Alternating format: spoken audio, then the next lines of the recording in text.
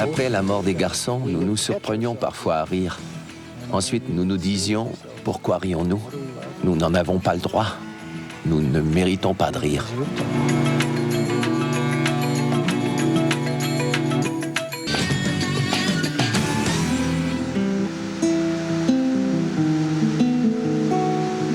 Je me souviens, je travaillais quand ma femme m'appelait, puis elle pleurait. Le tumeur avait retourné, puis le docteur a dit qu'il n'y a plus rien à faire. Malgré les 5 interventions qu'elle a subies, la tumeur cérébrale de Christina Napoli s'aggrave. J'étais tellement fâché que j'avais des boîtes. J'ai donné un coup de pied, là, puis j'ai parti tout de suite à l'hôpital.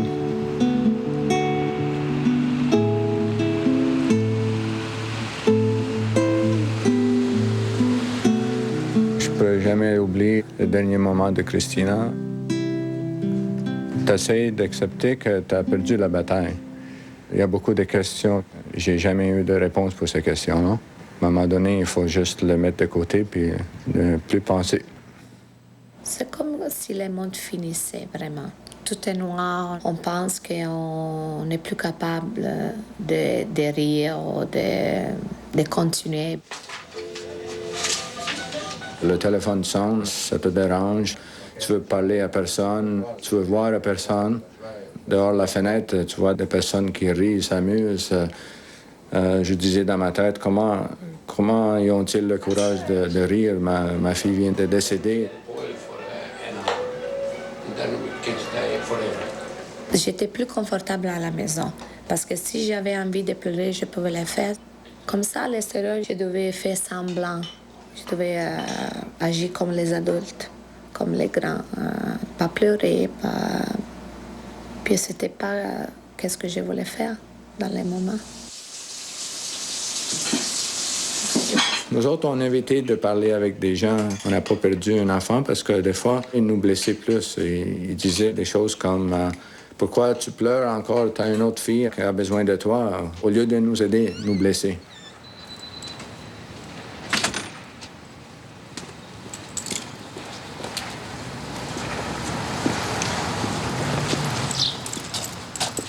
C'était très difficile. Pour moi, c'était comme un gros challenge. Je devais être fort pour ma mère, pour mes parents. Je devais être là pour appuyer ma mère.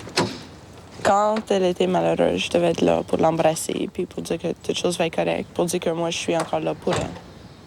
C'est sûr, à 11 ans, tu comprends pas beaucoup. Tu es là que tu dois te donner du support à ta mère. D'habitude, c'est elle qui doit te donner du support. Bien sûr, c'était difficile, mais c'était comme ça.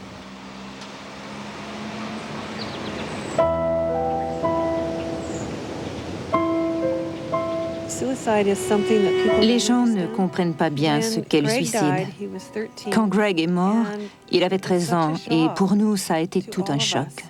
Nous ne savions pas à quel point il était malheureux. Nous avions toujours cru que Greg allait se distinguer. Il avait hérité de tant de talents. Il possédait des dons artistiques et de grandes habiletés motrices. C'était un excellent gardien de but. Il était d'esprit vif. Mais il croyait que la vie n'était pas juste pour lui, que quoi qu'il arrive, il serait toujours perdant.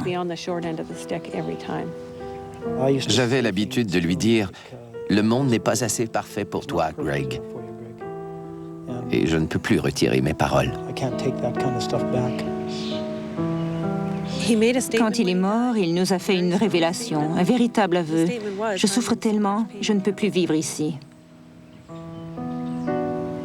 Je me suis sentie très coupable. J'étais au travail ce jour-là. Si j'étais restée à la maison, il ne serait pas mort. Si j'avais été une meilleure mère, il serait ici. J'avais l'impression que les gens me pointaient du doigt en disant « La voilà, c'est cette mère dont le fils s'est tué. » Tant de matins, je me suis levée et après le départ de Glenn et celui des garçons pour l'école, je retournais au lit, je ramenais les couvertures sur ma tête. Je ne faisais plus rien, c'était trop dur. Longtemps, nous avons essayé d'analyser sa mort, de trouver un sens à tout ça.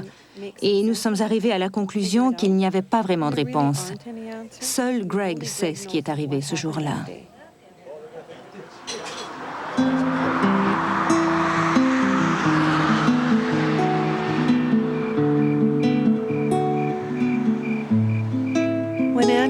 Quand Andy est mort, il n'avait jamais été aussi heureux. Il venait d'obtenir son diplôme, il s'en allait au Stampede de Calgary et il avait décroché son premier véritable emploi. Quand il a quitté la maison cette nuit-là, il était tout simplement euphorique. J'ai essayé de le convaincre d'attendre et de partir à l'aube, mais si j'avais insisté, il y aurait eu une querelle et nous nous serions quittés dans de mauvais termes. Je n'ai pas voulu qu'il en soit ainsi. Je voulais qu'il prenne la route le cœur léger, sans qu'on se chamaille. Qu'il parte en voyage, que ce soit le plus beau jour de sa vie. Vas-y, amuse-toi bien. Ça ne s'est pas passé comme ça. J'ai toujours cru que ça ne pouvait pas se reproduire. Je suppose que j'ai fini par accepter que nous n'étions pas maîtres de notre destin. Quelqu'un d'autre l'est. Comme parent, on pense détenir un certain pouvoir, mais je n'en ai pas le moindre. Je n'en ai jamais eu et je n'en aurai jamais. Nous pensons en avoir, mais c'est faux.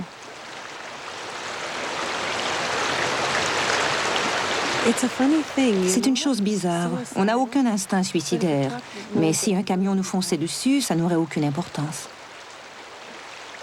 Le deuil est un voyage solitaire. Et je me sens si impuissante quand Glenn passe une journée à pleurer et que je ne peux pas apaiser sa douleur. Après la mort des garçons, nous nous surprenions parfois à rire. Ensuite, nous nous disions, pourquoi rions-nous? Nous n'en avons pas le droit. Nous ne méritons pas de rire.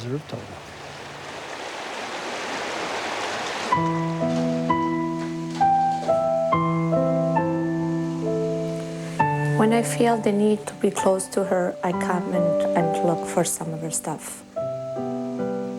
Christina, you've always been very special to us, and we've been very special to have you. Your goodness was immense. Your smile was full of comfort. You shall truly be missed, oh dear Christina. Your suffering, your sign were shared by all of us. In our last moments, when Jesus came and took your hand, you were relieved from your suffering, but left a great emptiness in our hearts.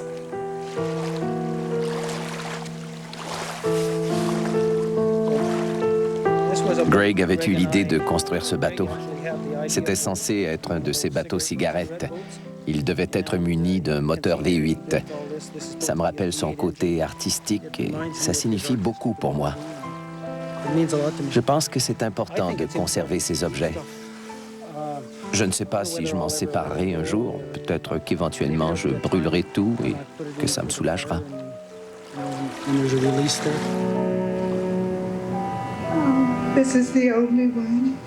Je n'ai pas d'autres photos. C'est mon fils.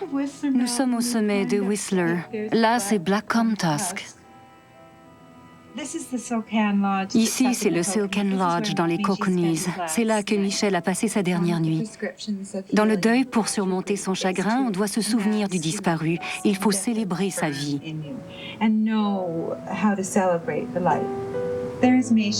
Voilà Miché, ça c'est le tissu de la chemise qu'il portait. Voici les aigles. J'ai sa dernière photo. J'ai les plumes, j'ai les coquillages qu'il a rapportés d'une plongée à Cuba. Je pense que c'est important de rassembler tous ces objets pour réussir à mettre le passé derrière soi et continuer.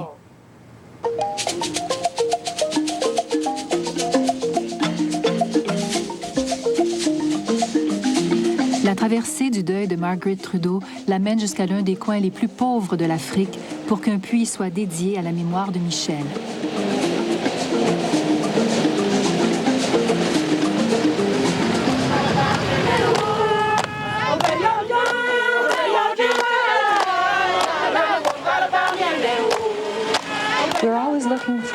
Nous cherchons toujours à comprendre les mystères de la vie. Pourquoi toutes ces épreuves? Pourquoi ces choses arrivent-elles à de bonnes personnes? Pourquoi tous ces combats? Pourquoi souffrons-nous autant sur cette terre?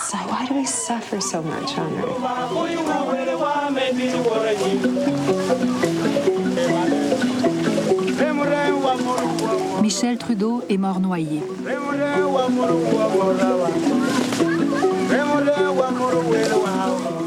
En consacrant un puits à sa mémoire, une mère dépossédée espère faire revivre un village ougandais et atténuer ainsi sa propre douleur.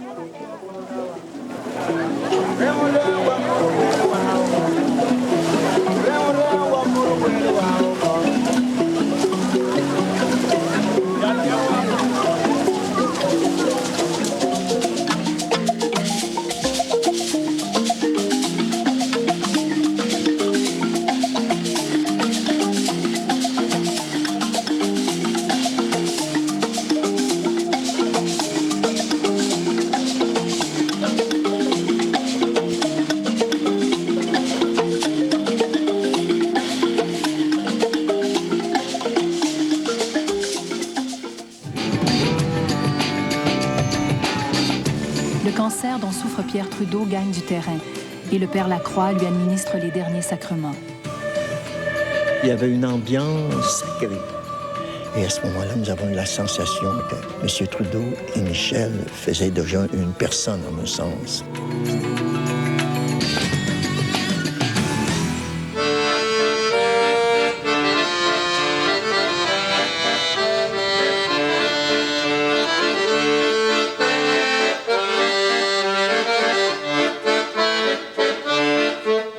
J'étais pas contente quand j'ai aperçu que j'étais enceinte.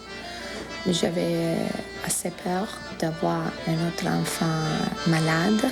Je me sentais pas prête pour avoir de la joie encore. Puis c'était pas juste pour cet enfant qui venait au monde de venir dans une maison triste. Je me sentais pas capable de recommencer encore, puis de l'éduquer, d'avoir l'amour pour lui. J'ai pensé de ne pas voir. Je voulais avoir l'avortement, mais les amis puis la famille qui ont su que j'étais enceinte pensaient que c'était la bénédiction de Dieu qui m'envoyait cet enfant. Et était une grâce, comme un miracle.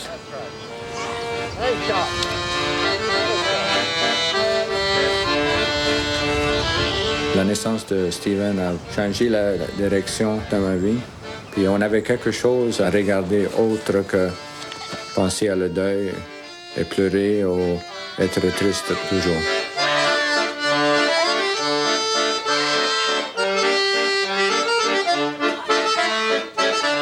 Il a apporté la vie dans la maison.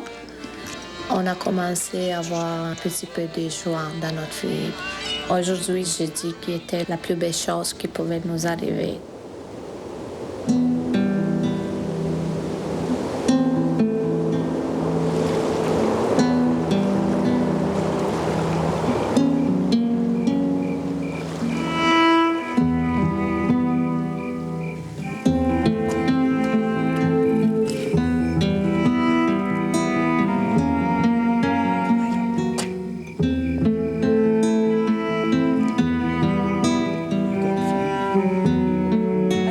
Je pense que les garçons sont toujours là et qu'ils veillent sur nous, et je leur demande de m'aider de temps à autre.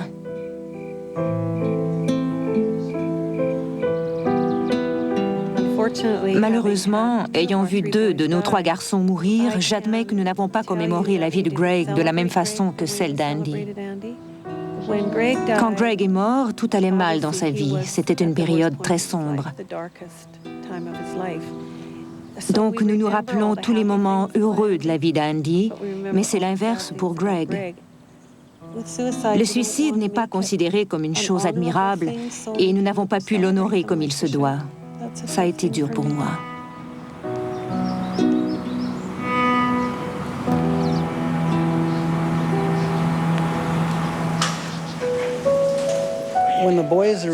Quand les garçons sont morts, ça a été vraiment difficile de revenir ici. Greg est mort en 90. Je me suis absenté pendant 2 semaines et puis je suis revenu parce que je ne savais pas quoi faire. Mais ensuite, j'ai dû prendre 4 mois de congé. J'étais incapable d'assumer mes responsabilités de chef technicien. 2 ans après, en 92, j'ai dû renoncer à ce poste. Je ne pouvais pas mettre un pied devant l'autre, alors inutile de penser à diriger qui que ce soit. Quand il fallait que j'effectue une tâche difficile, je le faisais, mais tout de suite après, je m'effondrais. Je m'enfermais dans les toilettes et je fondais en larmes. Ça m'est arrivé des dizaines de fois. J'ai maintenant l'énergie nécessaire pour aller de l'avant, mais je ne sais pas ce que je veux faire ni pourquoi. Parfois, je me demande ce que nous faisons tous ici.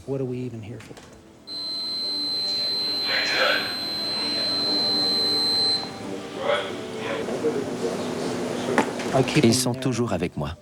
Tantôt je suis triste et tantôt je suis content. On ne sait jamais quelle émotion prendra le dessus d'un jour à l'autre. Vous voyez, c'est Andy le jour de sa graduation. 2 semaines plus tard, il était mort. Daniel, vous êtes devant la maison de M. Trudeau. Qu'est-ce qui se passe là-bas? Écoutez, on est ici depuis quelques heures.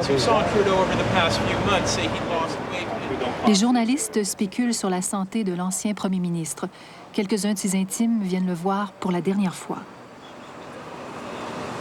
Jacques Hébert rentre tout juste de Colombie-Britannique, où il a visité un endroit chéri par Pierre Trudeau. On a bavardé pendant, je ne sais pas, une demi-heure, 3 quarts d'heure. Évidemment, bavardé, c'est façon de parler, parce qu'il parlait presque plus à ce moment-là. Il a un mot péniblement de temps en temps. Et puis, à un moment donné, c'était plus fort que moi, je lui ai mentionné ma visite au lac Kootenay. C'était pour moi, en fait. Je voulais aller réfléchir un peu quelques minutes au bord de ce lac. Il faut d'abord s'y rendre. C'est 2 heures de montagne, etc. J'ai senti que je lui ai fait un grand plaisir. Puis là, j'ai senti ses yeux s'embuer un peu.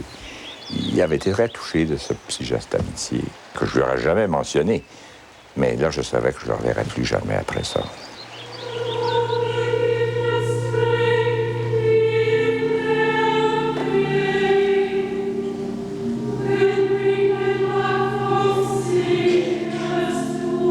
Le cancer dont souffre Pierre Trudeau gagne du terrain et le père Lacroix lui administre les derniers sacrements.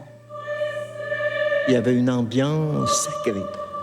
Et à ce moment-là, nous avons eu la sensation que M. Trudeau et Michel faisaient déjà une personne, en un sens. C'est très mystérieux, tout ça. Il faut être à l'intérieur d'une croyance pour pouvoir entrer dans cet univers de la solidarité entre ceux qui partent et ceux qui demeurent.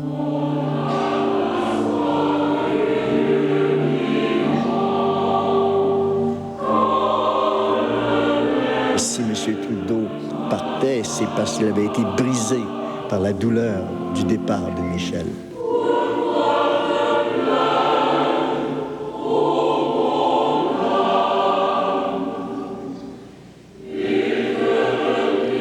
Il avait comme perdu un peu le goût de vivre. Quand on perd le goût de vivre, on est plus sujet à être emporté par une maladie ou par une autre.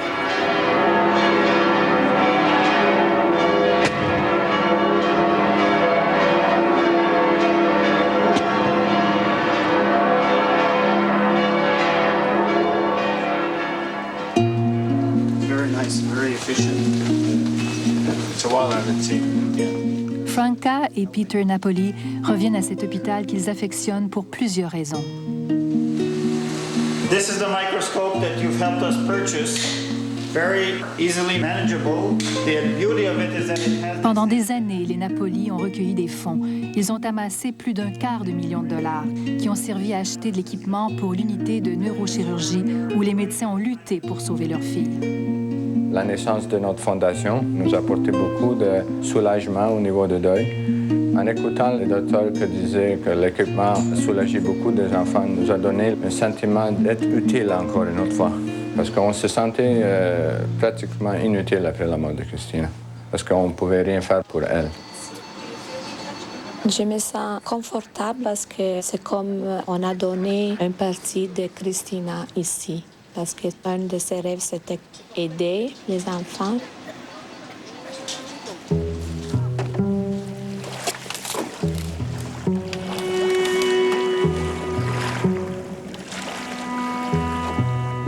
Les Woods ont aussi trouvé un certain réconfort dans le bénévolat, en collaborant à des programmes de prévention du suicide et en aidant les proches de personnes suicidées à traverser leur deuil. Mais Linda et Glenn ressentent encore une vive douleur, surtout quand ils se rendent au chalet familial. Nous avons passé tous nos étés ici. Les plus beaux souvenirs de vacances des enfants sont ici. Je garde le souvenir des enfants qui ouvraient les portières en s'écriant « Nous voilà au lac !» Ils attrapaient quelque chose et dévalaient la pente. On les entendait crier jusqu'en bas. C'est plutôt désert depuis leur mort. Cette impression de vide cède la place à un sentiment tout aussi familier, l'inquiétude. Tim, le fils des Woods, et sa petite amie Amber devraient être revenus du Stampede de Calgary depuis près de 2 heures. Que s'est-il passé? A-t-il eu une crevaison? A-t-il été victime d'un accident? Nous passons par toutes ces émotions.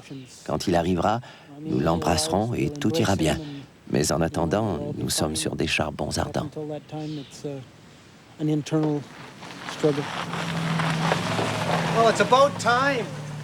Le bruit d'un moteur leur apporte un vif soulagement. 6 années auparavant, Andy, le frère de Tim, s'est endormi au volant alors qu'il se rendait au Stampede de Calgary.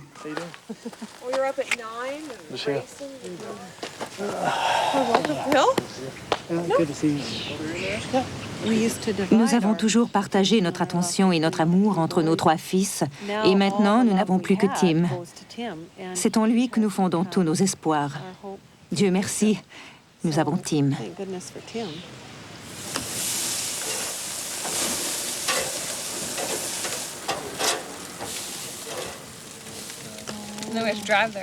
Tim et Amber projettent de se marier et les Woods ont hâte d'avoir des petits-enfants et surtout de voir leur fils devenir lui-même papa. Je vais vivre ma vie, mais je ne quitterai pas Kelowna.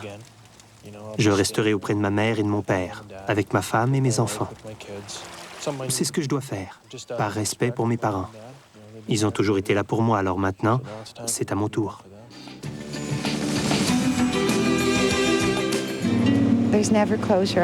La plaie ne se refermera jamais. Je pleurerai mon fils pour le reste de ma vie. Je ne pourrai plus l'embrasser et plonger mon regard dans le sien.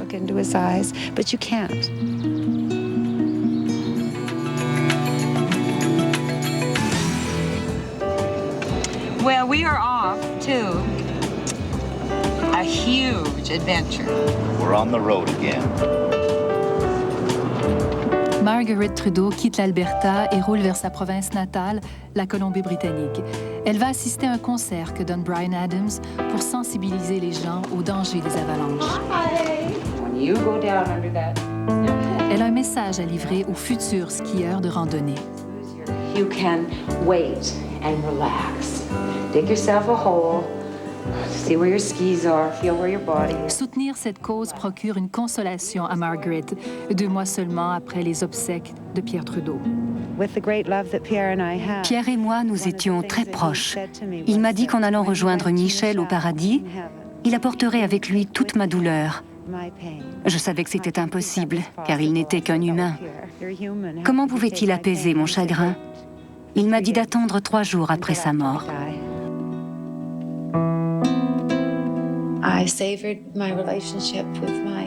J'ai savouré chaque moment de la vie de mon fils Michel. Ce qui me réconforte, c'est que sa mort ait été rapide.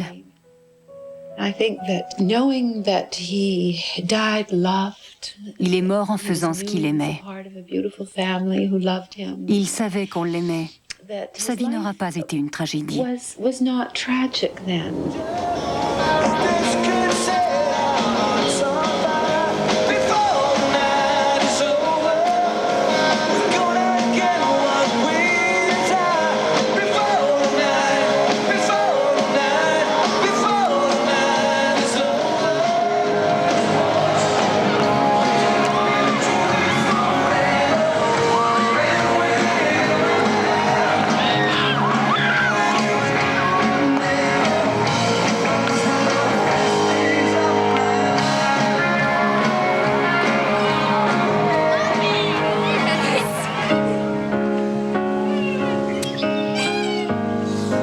J'ai changé mon objectif sur la vie. La vie est courte, puis il faut qu'on aide les autres, puis on s'amuse à la même temps. Au moins qu'il y a quelque chose de grave, tu vas toujours me voir sourire. J'ai pas peur de mourir, parce que je sais qu'il y a partie de moi qui est déjà là, puis qui m'attend.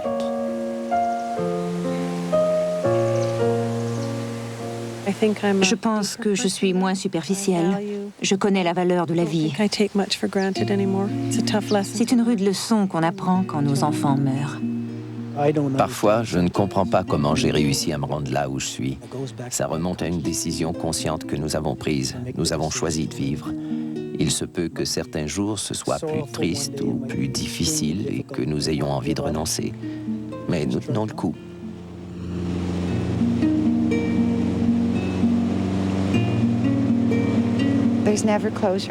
La plaie ne se refermera jamais.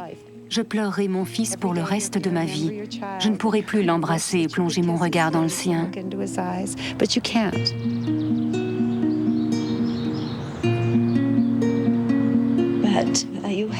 Mais il faut continuer de vivre, de prier pour enfin obtenir la paix intérieure.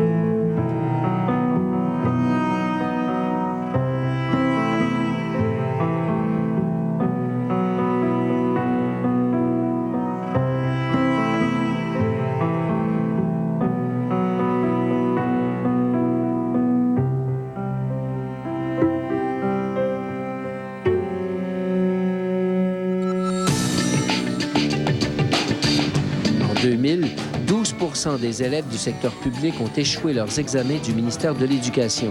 Au secteur privé, c'est 4%. Les écoles publiques ont les mains liées. Donnez aux écoles publiques. Bonsoir, ici Simon de Rivage. Il y a un an, Benny Caron, qui était en tournage au Mont-Albert en Gaspésie, se faisait avaler par une avalanche. Heureusement et presque miraculeusement, il s'en est tiré, mais avec des blessures. Son caméraman a tout filmé. Benny Caron est avec nous en studio ce soir, de même que Justin Trudeau, dont le frère Michel est mort dans une avalanche en novembre 1998, et puis aussi M. André-Jean Maheu de l'Association canadienne de l'avalanche.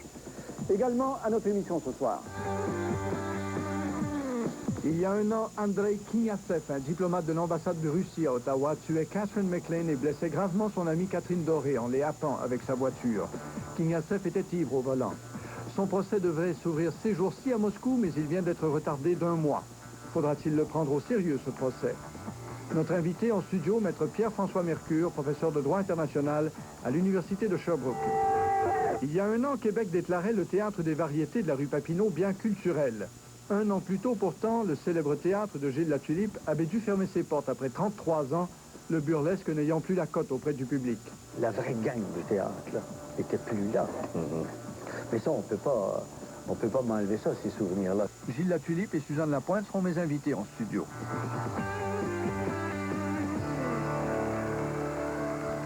Alors, bonsoir à ces invités en studio. Merci beaucoup d'être là, tous et toutes. Et puis bonsoir au public aussi, bonsoir à la maison. Benny Caron est un skieur et un planchiste qui n'a pas froid aux yeux, disons même qu'il est plutôt téméraire. Mais il y a un an, il a bien failli y laisser sa peau. Il est devenu un tout petit point noir dans une masse blanche, avalé, ballotté de tous côtés par une avalanche au Mont-Albert en Gaspésie, des images qui ont fait le tour du monde. Benny s'en est sorti blessé, mais étonnamment vivant. Et 1 an plus tard, nous sommes retournés sur les lieux de l'avalanche avec lui, Normand Labelle. Il y a 1 an, jour pour jour, Mère Nature décidait une fois de plus de manifester sa puissance sous la forme d'une avalanche cette fois-ci, sur un versant du mont Albert en Gaspésie.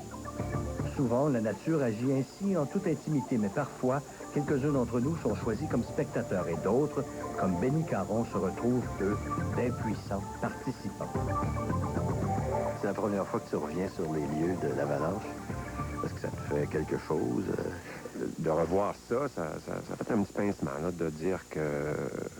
Je repense toujours la dernière fois que je suis passé sur ce sentier-là. Je suis en civière, en fait.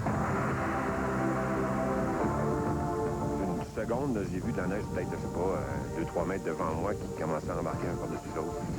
C'est un signe évident. Il se passe de quoi? J'avais plus aucune inertie. J'étais arrêté sur un banc de neige qui, lui, descendait. Donc, je peux rien faire.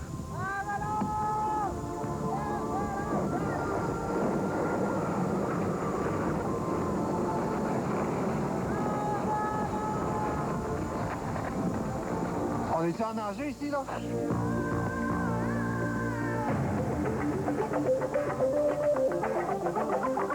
Raoul Jonf, caméraman, a filmé toute la scène. C'est un réflexe que j'ai essayé de développer, de ne pas fermer la caméra lorsqu'il se produit quelque chose de surprenant devant nous autres. Puis j'ai continué à tourner. Mais pendant que je tournais, pendant que je faisais ce zoom-out-là et ce pan-là, je voyais bien que mon ami Benny est en train de disparaître. Pour moi, c'était sûr que Benny disparaissait. C'est ça qu'au fur et à mesure que le banc de neige descendait, il se brisait. Je suis rentré en dessous avec le poids de mon pack-sac, moi, la planche qui était comme une ancre, dans le fond. Là, ce qui s'est passé, j'essayais de respirer, j'avais la bouche pleine, j'avais le nez plein, j'étais coincé comme ça sous je sais pas combien de livres de neige. Puis ça a été le blackout, ça a été j'ai eu une perte de connaissance. Il est arrivé une brume qui nous a rejoints d'ailleurs. On était complètement dans la brume. Puis là, en panique totale, qu'est-ce qui se passe? Puis soudain, j'entends crier. Mais au loin, là, j'entends crier un cri de lamentation, finalement. Je me suis réveillé sur le dos dans le banc de neige. Ça a été éjecté? Carrément, oui, c'est ça. En frappant une roche, on me voit dans la vidéo, on me voit revoler comme ça. Mais où est-ce que je suis tombé? Je suis tombé comme 2 mètres à côté de la suite de l'avalanche qui continue peut-être 200 mètres plus bas. Là. Fait que là, si je retombais dedans, là, je repartais par en bas, encore une fois, rentrant en dessous. Fait que là, on aurait eu peut-être probablement plus de difficultés à me trouver. Pour Anne-Marie Lamontagne, sur le coup, il s'agissait d'un incident mineur. La première fois que j'ai parlé à une infirmière au téléphone, ils m'ont dit il ne peut pas te parler maintenant, mais on ne craint plus pour sa vie. Là, j'ai allumé un petit peu que j'avais oublié de craindre pour sa vie. Pour moi, il y avait des boulets dans la neige, c'était pas important, c'était pas grave. Quand j'ai vu les images, j'ai compris que c'était une chance inouïe. Ici, dans le coin, on l'appelle encore le miraculé.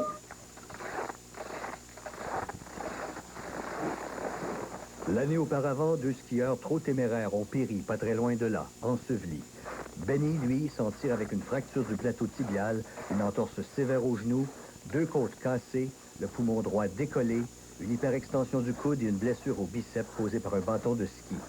Il a recommencé à travailler le mois dernier et suit encore un peu de physiothérapie. Tu es un skieur expert, tu fais de la planche, tu as dû prendre des risques dans ton jeune âge, peut-être des risques que tu n'aurais pas dû prendre.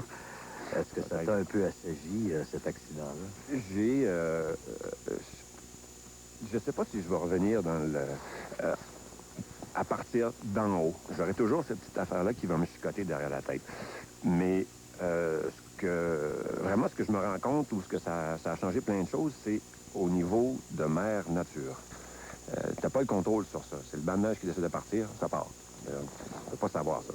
Comme je fais du kayak de rivière. Bon, la rivière, un mauvais move, tu te fais emporter par le courant, tu te cognes la tête, tu te fais chavirer ou peu importe. Ça aussi, là, c'est des choses que je vais repenser à ça. Je dirais qu'un entrée, ce qui est extraordinaire pour moi, au-delà de ces images sensationnelles, c'est le fait que Benny, mon chum Benny, est toujours vivant, puis qui est en forme, puis qui a le sourire, puis qui peut marcher sur ses 2 jambes. Non, j'ai pas eu ce virage spirituel, si on veut. Je pense que j'ai surtout focusé sur mon garçon, je pense. J'ai mis la faute d'être encore là sur lui. C'est sa faute à lui si je suis encore là, parce que je pense qu'il a encore besoin de moi.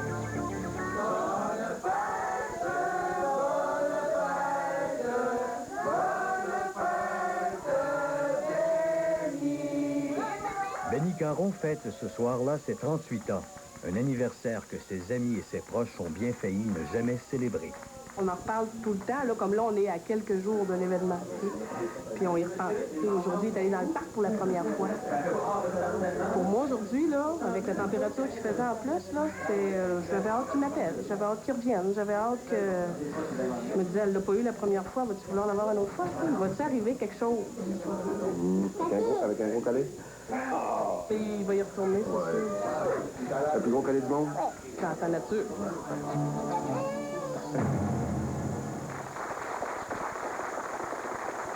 Alors voilà, j'accueille maintenant ce Benny Caron qui est monté de sa Gaspésie ce soir pour nous voir. Aussi Justin Trudeau qui est là. Son frère Michel, je vous rappelle, a été emporté par une avalanche, vous vous rappelez, il y a 3 ans. On n'a jamais retrouvé son corps d'ailleurs. Justin Trudeau se fait aujourd'hui préventionniste, si on peut dire. Trop d'accidents arrivent. Et puis, il est accompagné d'André-Jean Maheu de la Fondation canadienne de l'Avalanche. Alors, bonsoir, messieurs. Merci beaucoup d'être là, tous les trois. Benny, d'abord, ça fait 1 an aujourd'hui, 18 février, exactement jour pour jour. Retourner sur les lieux, c'est déjà quelque chose. Et revoir ces images, là, de vous voir fouillé, avalé par cette avalanche, ballotté, qu'est-ce que ça vous fait chaque fois que vous voyez ça? Ben, c'est un peu maintenant habitué, si on veut. Là, c'est comme plus moi qui déboule, si on veut. Là, mais ben, ça fait toujours un petit quelque chose. Peut-être que mon cerveau essaie de couper ce souvenir-là, mais je suis toujours impressionné. Je revois souvent le petit banc de neige qui part à quelques mètres en avant de moi, là, puis en me disant, est-ce que je peux me lancer dans les roches à côté pour sortir de là? Vous faites des sports d'hiver depuis? Non, j'ai malheureusement pas la forme physique encore pour le faire, mais ça ne devrait pas tarder. Bon, les blessures font plus mal. Ben, j'ai encore un peu mal aux genoux. Ouais. Je peux pas faire de planche encore avant un bout, mais ça ne devrait pas tarder. On travaille fort là-dessus. Justin, vous avez décidé de faire de la prévention à la suite de la mort de Michel, votre frère. Absolument. Pourquoi vous avez fait ça et comment là, vous impliquez-vous là-dedans? Ben, c'est pas la prévention ni des avalanches et ni de la sortie en plein air. C'est une façon d'encourager les gens de faire des grandes sorties en plein air, comme a fait Benny, mais de le faire de façon intelligente et préparée. C'est vraiment le focus que j'ai. Pour ce faire, je me suis impliqué avec la Fondation canadienne de l'Avalanche, qui est partie, est associée avec l'Association canadienne des avalanches. Nous, on fait de l'élevage de fonds, de retrouver de l'argent pour continuer la prévention et pour avertir les gens, au fond. Bon, vous faites des conférences? Faites-vous des conférences dans le... Non, vraiment, c'est des dons privés, surtout. On a beaucoup de problèmes à convaincre les gouvernements que ça fait partie de leur responsabilité aussi de soulever l'intérêt et la connaissance des avalanches. Les statistiques sont impressionnantes. J'ai vu ça, là. Depuis 16 ans, 163 Canadiens sont morts dans les avalanches. C'est 10 par année quand même. Puis au Québec seulement, là, 33 depuis 30 ans, c'est un par année. C'est quand même quelque chose. Oui. On ne s'attend pas à ça au Québec. Les avalanches, tout ça, toujours bien pas dans les Laurentides. Il y en a dans les Chic-Chocs, par contre. Hein, M. Maheu? Il y en a dans les Chic-Chocs. Quand on regarde les statistiques, quand on regarde les noms, les incidents qui sont derrière les statistiques, il y a aussi des incidents qui sont surprenants. À Shawinigan, par exemple, il y a eu un décès par avalanche. J'ai un ami proche qui a été pris dans une avalanche qui aurait pu être sérieux sur le Mont-Royal ici. Hein? Tout ce que ça prend, c'est une pente et de la neige et des conditions propices. Sur le Mont-Royal? Sur le Mont-Royal. Ben là, c'est un petit banc de neige qui tombe, c'est pas... non, il y a quand même que son frère a été enseveli jusqu'à la taille. Alors, ça prend pas grand-chose? Ça prend pas grand-chose. Si on est enseveli à 6 pouces en dessous de la neige, on ne pourra pas bouger, puis on est pogné jusqu'à temps que quelqu'un vienne nous prendre. Denis a été chanceux d'être éjecté parce qu'avec la masse de neige qui descendait et sans avoir l'équipement, non, c'était fini. Et comment faire de la prévention? Je veux dire, on ne peut pas prévoir ça, une avalanche. Vous l'avez pas vu venir, Benny? Si, on peut prévoir ça. Ah oui? C'est possible d'apprendre. Il y a toujours un risque qui est associé au sport de montagne. Maintenant, il y a aussi un risque qui est associé à la conduite automobile. Si on conduit une automobile sans connaître le code de la route, on prend des risques épouvantables. Si on va en montagne sans connaître les codes de la montagne, on prend des grands risques aussi. Donc, il y a énormément de prévention qui est possible. C'est possible de suivre des cours pour apprendre à identifier les conditions qui sont propices aux avalanches, les terrains qui peuvent être potentiellement dangereux, et aussi d'apprendre comment éventuellement sauver quelqu'un qui, malheureusement, est pris dans une avalanche, parce que le temps joue contre nous. Ils se donnent des cours? Ils se donnent des cours ici au Québec, grâce à la participation du Secrétariat national de recherche et sauvetage. On bénéficie actuellement de l'aide de l'Association canadienne d'avalanche pour former des gens ici pour enseigner la prévention et la sécurité avalanche.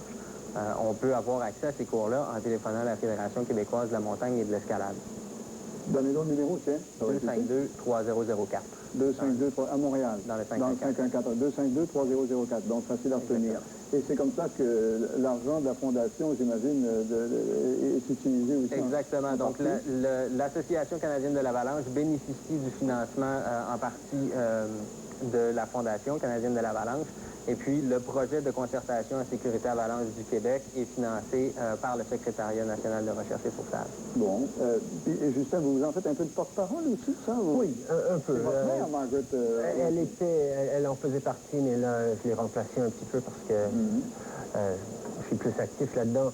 Une des choses qu'on voit, c'est que les avalanches sont prévisibles dans le sens qu'on peut savoir qu'il y a une pente quelconque qui a une très grande possibilité de lâcher un certain style de pente.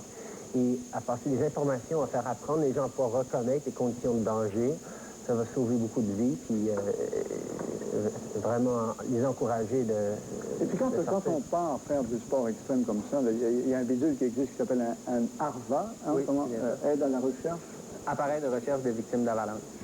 C'est un bébé, un peu comme les gens qui font le tour du monde à voile apportent sur leur voilier. Exactement, c'est un émetteur-récepteur. Maintenant, c'est pas le seul outil qui est nécessaire. Évidemment, bon, ça nous permet de localiser la victime. Maintenant, il faut être aussi équipé pour la déterrer. Donc, ça prend une pelle, ça prend une sonde pour la localiser de façon précise aussi. Vous avez une mesure, si vous en apprentez, vous avez une mesure qui a ça, hein? Du ski dans les Whistler et tout ça. Et qu'il y en a un depuis Noël dernier, toute la famille est rassurée. Non, bon, au moins, c'est-à-dire, oui, il y a une partie d'avoir l'équipement, et l'autre partie, c'est de prendre les cours pour pas seulement savoir comment utiliser l'équipement, ce qui aide, mais pour savoir ne pas avoir à utiliser l'équipement. Êtes-vous casse-cou un peu, vous, Justin? C'est dans la famille? Non, les Trudeau, c'est toujours casse-cou, c'est ça. Ouais. Vous faites du sport extrême? Oui. Justin, je ne peux pas empêcher de vous poser la question. On ne vous voit pas souvent à Montréal. Il y a 3 ans, quand on vous a vu, un peu plus de 2 ans, le lendemain, enfin dans les jours suivants, vous voyez Premier ministre du Canada éventuellement. Les jours suivants, j'étais allé faire de l'escalade pour me calmer un petit peu. Et qu'est-ce qui arrive de Justin Trudeau là maintenant? Je suis prof. Je suis très content. Professeur au secondaire à Vancouver. Premier ministre de l'école, non? Premier ministre du Canada, non? Toujours pas? La politique... Ne l'attire pas plus que ça. Non. C'est changer le monde par les étudiants qui m'intéressent. Oui? Vous enseignez à Vancouver? À Vancouver, oui. Vous enseignez le théâtre? Non, j'ai jamais enseigné le théâtre. C'est des reportages faux. Qu'est-ce que vous enseignez? J'enseigne le français, l'anglais et les mathématiques, surtout. Au secondaire? Au secondaire. Heureux? Ouais. Et puis enseigner aussi la prévention dans les sports extrêmes. Voilà. Merci beaucoup d'avoir été là tous les trois. Voilà. Plaisir. Alors, on se retrouve après la pause. Ivresse meurtrière au volant. Un diplomate russe peut-il échapper à la justice? Le cas Andrei Kniazev, dont le procès devait commencer ces jours-ci à Moscou. À tout de suite.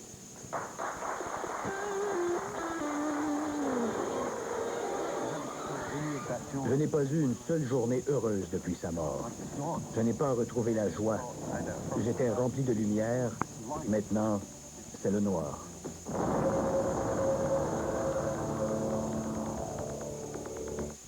Par le FBI, soupçonné d'être l'auteur d'une série d'agressions sexuelles violentes, d'incendies et de fraudes.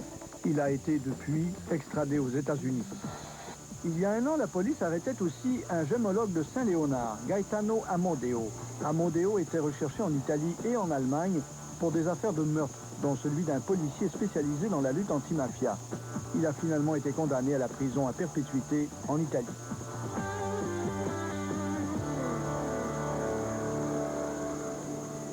L'alcool au volant, c'est criminel, on nous l'a assez dit. Pourtant, même si le nombre des accidents impliquant des conducteurs ivres augmente, même si la loi prévoit des peines très sévères, la plupart du temps, ces chauffards écopent à peine quelques années de prison. Eh bien, quand l'ivrogne au volant, c'est un diplomate, même s'il est récidiviste, adios. Andrei Kniazev a tué une femme et en a blessé une autre l'an dernier à Ottawa. Immunité diplomatique. Avion, Moscou. Évidemment, le Canada a fait des pressions par la suite. La Russie a promis de lui faire un procès. Ce procès devait commencer mardi dernier, le 12, et déjà, on l'a reporté d'1 mois. Nous avons retrouvé le mari, le veuf de Catherine McLean, cette femme qui est morte 1 an plus tard, Un homme bien triste aujourd'hui et bien impuissant devant les événements. Maryse Gagnon.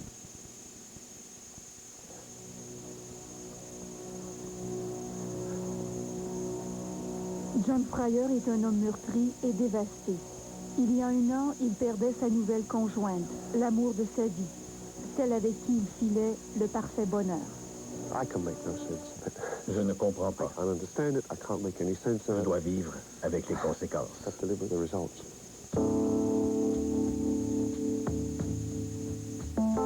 C'était un samedi après-midi de janvier, dans un des quartiers les plus paisibles d'Ottawa. Catherine McLean marchait sur le trottoir avec une amie lorsqu'un véhicule l'a heurté mortellement. Elle n'avait que 50 ans. Catherine Doré, elle, avait été blessée gravement. L'homme qui conduisait était Andrei Kniazev, un haut diplomate russe en poste à Ottawa. Il était ivre, il avait immédiatement évoqué l'immunité diplomatique. Il évitait ainsi de faire face à la justice canadienne. L'histoire avait touché les Canadiens. Elle avait du même souffle soulevé leur colère, mais pas forcément celle de John Fryer. Je ne ressentais pas de colère. Je n'en ressens toujours pas. Rien ne peut ramener Catherine. Rien. Je n'ai pas un esprit de vengeance. Le diplomate a immédiatement été forcé de rentrer en Russie. Il a été démis de ses fonctions. Les autorités canadiennes avaient obtenu l'assurance que Kniazev serait jugé selon les lois russes. Il devrait donc subir son procès en mars prochain. Il fait face à des accusations de conduite avec facultés affaiblies entraînant la mort. Il est passible d'une peine maximale de 5 ans de prison. Ce qui fait dire à cette spécialiste du droit international que les pressions que le Canada a exercées sur la Russie ont porté fruit. Vous me dites que ça n'arrive pas souvent que les diplomates font face à la justice ou même doivent subir un procès, comme c'est le cas pour M. Kniazev. C'est plutôt rare qu'on voit ça. C'est plutôt rare, je dirais. Il y a eu des cas de meurtre ou d'agression sexuelle. Puis dans ces cas-là, les diplomates sont retournés dans leur pays, puis il n'y a plus jamais rien qui se passe par après. Donc, je crois que c'est assez unique, l'approche que le gouvernement canadien a pris. Peut-être qu'on verra ça de plus en plus lorsqu'il y a des accidents de ce genre-là, des accidents très sérieux, qu'au niveau des relations diplomatiques, on va poursuivre les pressions, même après le départ des diplomates. Il fait face à la justice. Si le système fonctionne comme il se doit, il sera reconnu coupable et sera emprisonné. Je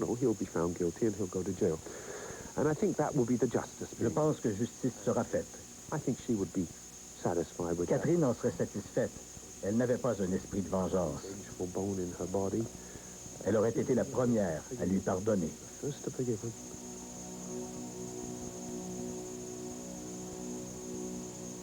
Catherine McLean croyait passionnément à la justice. En plus d'être une avocate réputée et très respectée, elle était professeure à la faculté de droit de l'Université d'Ottawa, où on a créé un fonds à sa mémoire. Quand on perd quelqu'un comme Cathy McLean, ce qui arrive, c'est que les gens veulent faire quelque chose. Ils veulent faire quelque chose pour qu'on puisse tous se souvenir de Catherine. Le but du fonds, c'est d'aider des gens, d'autres gens qui auraient besoin de l'aide pour pouvoir compléter leurs études. Ça symbolise, c'est très symbolique comme valeur, parce que Catherine était quelqu'un qui aidait plusieurs personnes qui avaient besoin de son aide. Quant à Catherine Doré, sa convalescence est loin d'être terminée. Elle a d'ailleurs préféré ne pas nous rencontrer. Après la mort de Catherine, John Fryer a vendu la maison. Il est parti vivre à Victoria, où il enseigne à l'université à temps partiel. La vie à Ottawa n'était plus possible, même s'il y revient régulièrement. Je pense que c'était la meilleure chose à faire, mais je n'ai jamais retrouvé le bonheur que j'avais ici.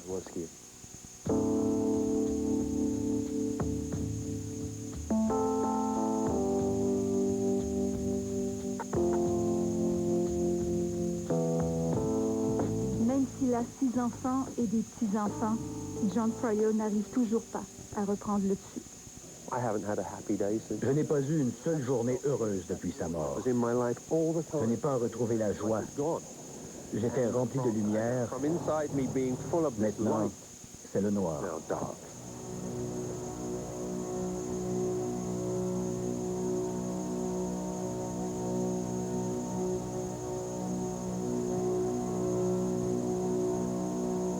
Alors, est-ce que John Fryer et le couple Doré peuvent espérer obtenir justice un jour? Notre invité, Maître Pierre-François Mercure, qui est professeur de droit international à l'Université de Sherbrooke. Bonsoir, Maître Mercure. Bonsoir, bon, d'abord, est-ce que le Canada aurait pu lever l'immunité diplomatique, l'empêcher de retourner à Moscou et lui faire un procès ici?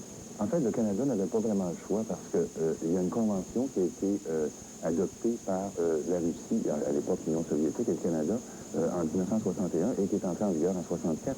Et on doit absolument obtenir le consentement de l'État accréditant, l'État d'envoi, dans notre cas c'est la Russie, pour qu'on puisse lever l'immunité diplomatique. Parce que le Canada a adopté une loi qui reprend les dispositions de la Convention de Vienne sur les immunités diplomatiques. Et la Russie voulait le ramener. Et la Russie voulait le ramener. Bon, et a promis de le juger. Sauf que le procès est retardé d'un mois. Hein. Comment ça, là?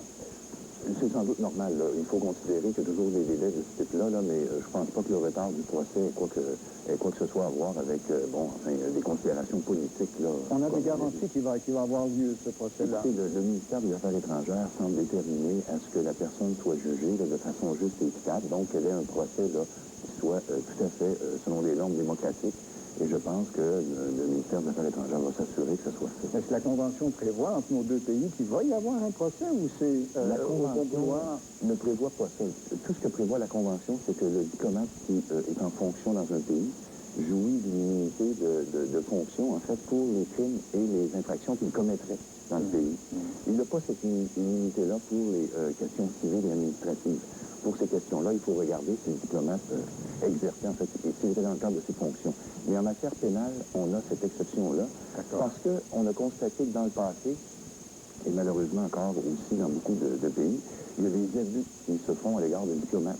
Vous savez, il est facile d'imaginer deux pays qui auraient un conflit et qui vivraient un différend et qui s'en prendraient aux diplomates en les emprisonnant et en les harcelant d'un point de vue juridique sans motif valable. Alors, on veut éviter finalement que les diplomates soient victimes de harcèlement politique, entre guillemets. Bon, là, dans le cas de King Assef, M. Fryer ne veut pas aller témoigner, il n'est pas intéressé à y aller. Comme il dit, je ne suis pas un revanchard, moi, dans la vie, et ma femme n'aurait pas été non plus. Dans le cas du couple Doré, c'est différent. M. Doré veut aller pouvoir témoigner, puis c'est permis, hein? Il sera permis de poser des questions au procès de Moscou. Est-ce que ça va changer quelque chose? Écoutez, je pense que le témoin peut apporter des éléments quand même intéressants sur les événements, la suite des événements, et bon, enfin, ça peut même être, ça peut aller jouer à l'encontre de monsieur du diplomate, en fait.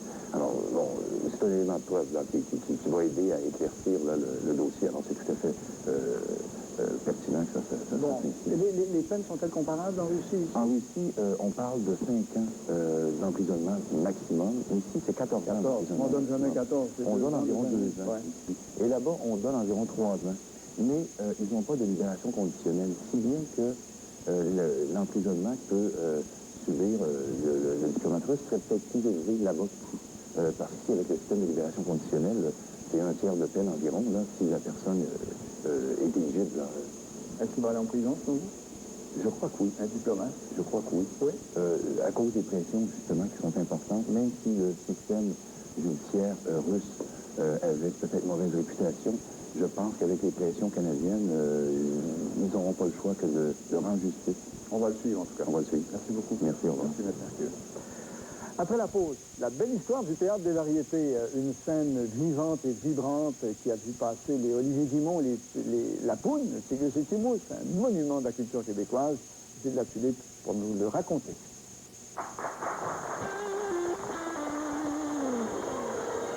Quand j'ai versé le théâtre, ici, c'est sûr que ça fait toujours quelque chose. Tu te dis, bon, mais la vraie gang du théâtre, là, n'était plus là. Mais ça, on peut pas m'enlever ça, ces souvenirs-là. J'ai eu la chance de travailler avec ces gens-là.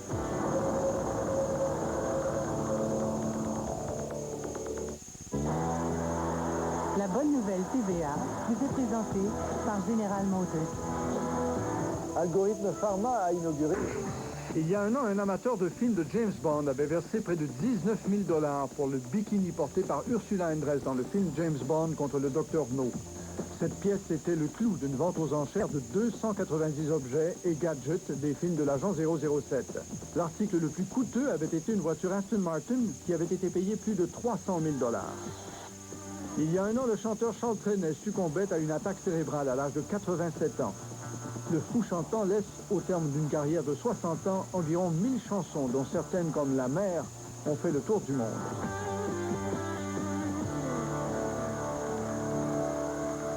Alors, un sujet plus léger maintenant. Nous allons vous raconter plutôt de belles histoires qui se sont passées dans le théâtre des variétés. Gilles Latulippe et Suzanne Lapointe sont ici avec nous en studio. Bonsoir tous les deux, encore une fois.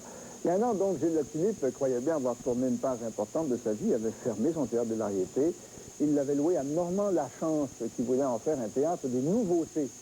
Pas de chance, ça n'a pas marché. Un an plus tard, Gilles Latulippe a trouvé un nouveau locataire, Ajner Samdou, le restaurateur voisin, qui veut en faire le cabaret du plateau. Voilà bien des fantômes à faire parler dans cet ancien cinéma, devenu la rampe et les planches de bien des vaudevilliens. Normand Labelle. Il y a un an, cet ancien cinéma, construit en 1913, était déclaré monument historique. Un an plus tard, le vénérable théâtre de la rue Papineau s'apprête à réouvrir sous un nouveau nom.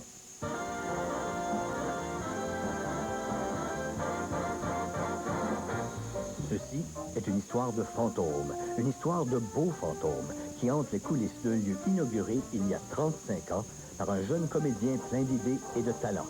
Les artistes de vaudeville héritaient ce soir-là d'une salle et d'un endroit qui allait devenir presque leur chez eux. Il y a 35 ans, vous vous lanciez dans l'aventure du théâtre des variétés. Pensiez-vous à l'époque que ça allait durer si longtemps, 33 ans? Pas aussi longtemps que ça, mais j'étais persuadé que ça allait connaître un certain succès parce que tous les gens capables de faire un succès du théâtre des variétés étaient là. C'est-à-dire, on pense à Olivier Guimond, on pense à Drouin, à Paul Desmarteaux, à Lapoune, à Manga, à Grimaldi. Ils étaient tous là, ils étaient encore jeunes, ils étaient encore capables de travailler et les gens l'aimaient. Alors, c'était ma police d'assurance, dans le fond.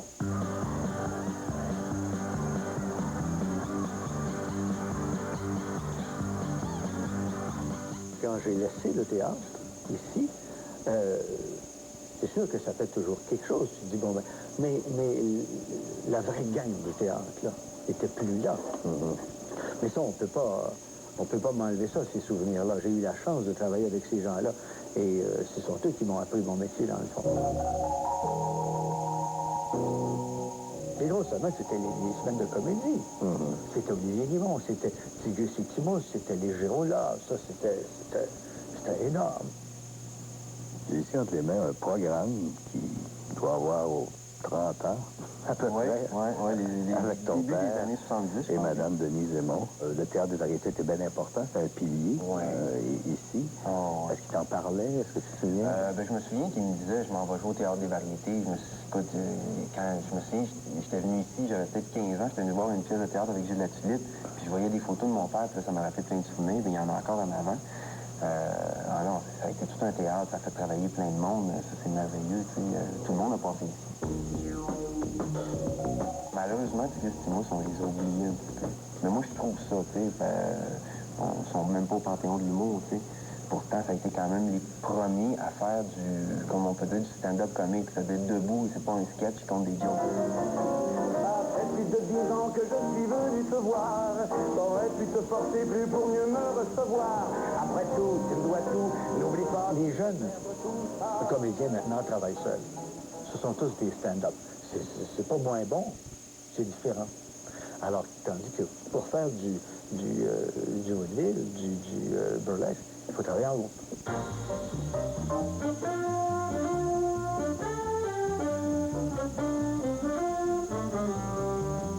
Ce n'est pas le jour de la dernière qui m'a fait quelque chose. C'est de commencer à y penser. De commencer à dire, mais là, les gens qui m'entourent commencent à disparaître. Je me suis aperçu que il y a un temps pour partir, dans le fond. Et le temps, c'était ça. Je me suis considéré très chanceux pendant 33 ans de connaître ces gens-là, de vivre cette expérience-là. Il y en a combien qui auraient aimé ça, vivre ça? J'ai été très privilégié. Alors, je suis très reconnaissant et j'ai tiré ma révérence avec plaisir.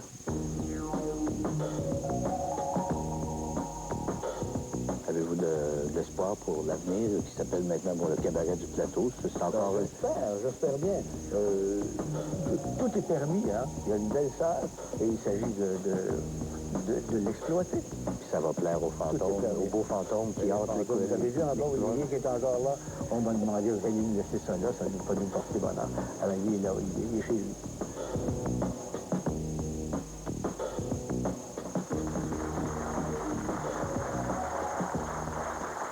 Ils ont dû garder une photo de vous aussi, Gilles. Hein? Ça prend bien une photo de vous comme fantôme du théâtre. Il y en a.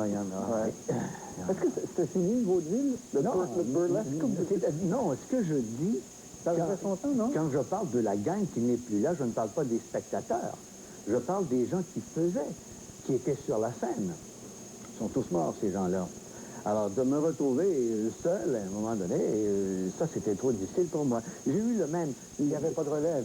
Il n'y avait pas de relève qui faisait le même genre de comédie. Là, vous le dites dans le reportage, vous dites, bon, les jeunes font du stand-up maintenant. Et j'ai eu quand même le même gérant pendant 30 ans. J'ai eu le même gars qui faisait les décors pendant 30 ans, les costumes. C'était une équipe. Et de voir tous ces gens-là partir et d'être obligé, moi, non seulement de faire mon métier d'acteur, mais d'auteur et de metteur en scène, là, m'occuper des décors, m'occuper des costumes, m'occuper de l'administration, c'était trop. Et vous avez joué? Moi, j'ai joué, mais je suis arrivée après ce qu'on appelle le burlesque. Ouais. Moi, je suis arrivée l'année de la naissance d'Olivier. Oui. Alors, ça fait quoi, 28 ans? Ça fait... Êtes-vous nostalgique, Suzanne, de ça? Oui, parce que ça a été des bien belles années. D'abord, Gilles m'avait demandé, moi je faisais de l'opéra, puis de la musique classique et tout ça, puis il me dit, j'ai un rôle pour toi au théâtre. J'ai dit, Gilles, es-tu certain qu'ils vont m'aimer? Il dit, je suis certain, pas d'inquiétude. Ah, oui. Il m'a fait rentrer sur scène, la première fois au Théâtre des Variétés, en robe de nuit rose un peu transparente. Et je m'appelais Bonbon. ça changeait de la Traviata et de la bohème. Je pense que les gens n'avaient même plus besoin de descendre au restaurant. On leur servait les propos de Écoute, tu peux pas perdre avec ça. Il faut dire une chose, là. Pas de subvention, vous avez jamais eu? Non, hein? Pas de subvention, aujourd'hui, là. Hein? Non. Ça a changé un peu, je pense. Hein? Aujourd'hui, tout est subventionné. Vous savez, vous faites un film, c'est subventionné. Une émission de télévision, c'est subventionné. Un théâtre, c'est subventionné. Un disque, c'est subventionné. Tout est subventionné. Moi, j'étais de la vieille école et je pensais que quand on avait un commerce, il fallait régler nos problèmes tout seul. Comme mon père, quand il y avait une quincaillerie. Alors. On m'a raconté, Suzanne, que les samedis, vous faisiez 2 spectacles. Oui. Un à 7h, un à 11h, ou à 9h, c'est pourquoi? Oui. Et quand pendant le premier, là, quand vous avez fini votre numéro, vous descendiez à la cave, dans les coulisses. C'était malheur, ça. Faire des orsoboucos. Oui, on avait une grande loge que Gilles m'avait... Pour la troupe entre les 2 spectacles. Oui, j'avais un sofa, puis une bonne chaise. On avait pigé dans les décors. Mais au début, j'apportais, mettons, une galantine ou des choses froides. À un moment donné, Gilles me dit, mais moi, ce que je préfère, c'est une choucroute. Moi, j'aime ça, tu sais. J'ai dit, écoute, il n'y a pas de problème. Gilles, une choucroute, je peux pas garder ça chaud pendant 2-3 heures. Il dit, qu'est-ce que tu as besoin? J'ai dit, il me faut un poêle. Michel Legault, achète un poêle. En tout cas, il m'avait donné un budget pour que j'aille, m'avait installé un set de vaisselle. Celle de vaisselle, des ustensiles, etc. Et le samedi suivant, il y avait une choucroute. On avait tout le monde dans... C'est des immenses chaudrons. Les odeurs de choucroute montaient sur scène. Pendant le show. On était sur scène pendant les dernières scènes, qu'on sentait ça, tu comprends? On avait honte de dire ça, non? Ça écoute les gars. Je suis sûr que ça sentait dans la salle, écoute. Ah oui, c'est ça. Est-ce que ça va venir, non? Mais non. Nous autres, on a eu la chance de vivre ça. Les autres passent à autre chose. C'est pas moins bon, c'est différent. Voilà. Mais Mme Rouet, qui va gérer le cabaret du plateau, qui ouvre le 28, là, à la fin du mois. Probablement, oui. Elle nous a dit que Gilles Latulippe, elle aimerait bien ça l'avoir sur scène. Oui. Que le... Non, lui, là, c'est Gilles Latulippe qui est devant moi, là. Non, mais moi, je ne veux pas être sur scène. Non. Mais non, c'est lui qui veut que je sois sur scène. Le nouveau patron. Oui, c'est. Pas tout de suite. Non? Non, pas tout de suite. Faut préparer des numéros? Non, c'est pas ça. Mais je veux dire, quand j'entre dans cette salle-là, qui n'est plus absolument pas du tout la même chose, c'est des tables maintenant avec des chaises. C'est des super spectacles. Faut pas oublier quand même que j'ai passé 33 ans, là. Si jamais Quand ça marche arrive, pas, si jamais ça marche pas, Suzanne va aller faire de la bouffe en bas. Les dames sont là. Les dames sont là. Madame est encore là. Je leur raconterai des histoires, Suzanne. C'est ça, pendant que je suis cuisine. Merci de nous avoir rappelé ces bons souvenirs. Merci. Voilà. Après la pause, une école qui décide d'offrir à ses élèves un véritable petit biodôme. À tout de suite.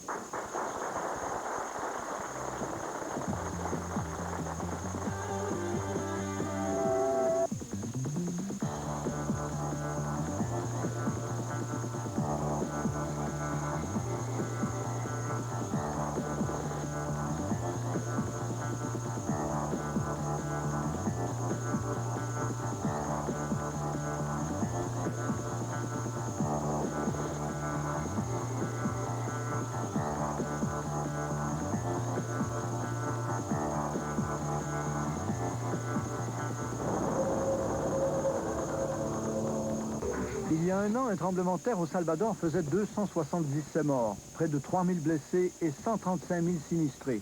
Un mois auparavant, un autre tremblement de terre avait été encore plus meurtrier. Il avait tué 844 Salvadoriens et blessé 4800 autres. Il y a un an, 900 Kurdes, dont 300 enfants entassés sur un navire, s'échouaient sur les côtes françaises. Leur voyage, dans des conditions très difficiles, avait duré 2 mois. 3 femmes avaient même eu le temps d'accoucher durant le voyage. La France a étudié leur demande d'asile et finalement accueilli la plupart d'entre eux comme réfugiés.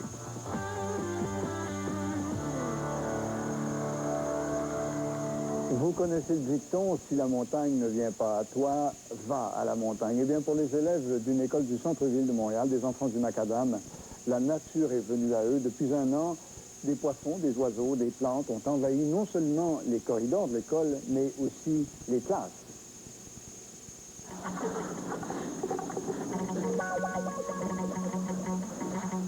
Je vais arroser les plantes, il faut juste que tu rentres ton doigt, tu comprends? Ouais.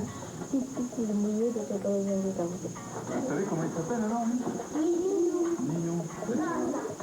Franchement? À l'école primaire Marguerite Bourgeois, les élèves de 5 à 12 ans ont de grandes responsabilités. 2 à 3 fois par semaine, ils arrosent les plantes, nourrissent les poissons et les oiseaux. C'est une étrange. Tu vas s'envoler, là. Ils veulent le filmer. Ce projet d'embellissement de l'école a commencé lorsque le directeur a accepté d'héberger un arbre exotique pour l'hiver. On a trouvé que l'arbre seul, ça faisait un peu curieux. Donc, on a ajouté un petit bassin d'eau, on a ajouté d'autres plantes. Puis après ça, on a ajouté de la vie, des oiseaux, des poissons. Un an plus tard, l'école héberge 152 plantes, 17 poissons et 10 oiseaux exotiques qui proviennent des 5 continents. Ce qui convient bien aux élèves de 22 nationalités différentes. Comment ils font les bébés, De fois en fois, je trouve qu'ils se calment. Et puis, ils sont plus intéressés là, à regarder les oiseaux, puis les plantes, à poser quelques questions. On a de plus en plus de jeunes qui viennent magasiner avec un petit montant d'argent, puis qui vont choisir les plantes vraiment avec soin. L'expérience va jusqu'à laisser une tourterelle baptisée Tilly en toute liberté dans la classe. Ben, je pense que ça les habitue à vivre avec les animaux, puis à les connaître comme il faut. Et puis, sur le plan affectif, je pense que ça leur fait du bien aussi quand il y en a un qui est triste par moment. Eh bien, je lui approche, il va vers Tilly, ou je prends Tilly comme ça dans les bras, et puis il le caresse, comme la petite fille fait là en ce moment. Aimeriez-vous en avoir chez vous, des oiseaux? Ouais, mais mon père a dit que c'est trop d'entretien. Ici, c'est pas moi qui nettoie toutes les crottes. Ben, lui, c'est le côté, genre, il a de l'air tranché, là. De l'autre côté, il a de l'air content. Je peux remarquer ça. Non! Avant, mon père, on avait la pêche. Oui, il a pas encore.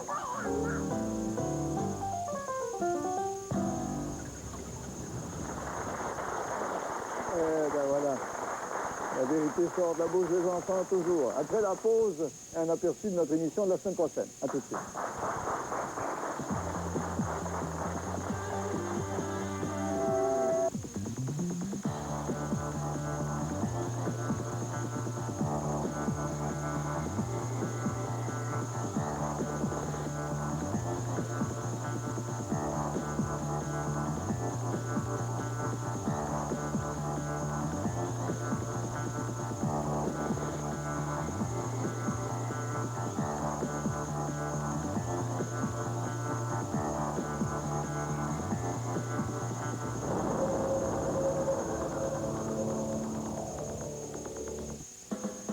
décorer?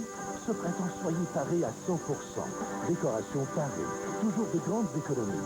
Latex Unitel Psycho Suprême à seulement 31,99 $. Décoration parée. Pour un service toujours paré à 100%.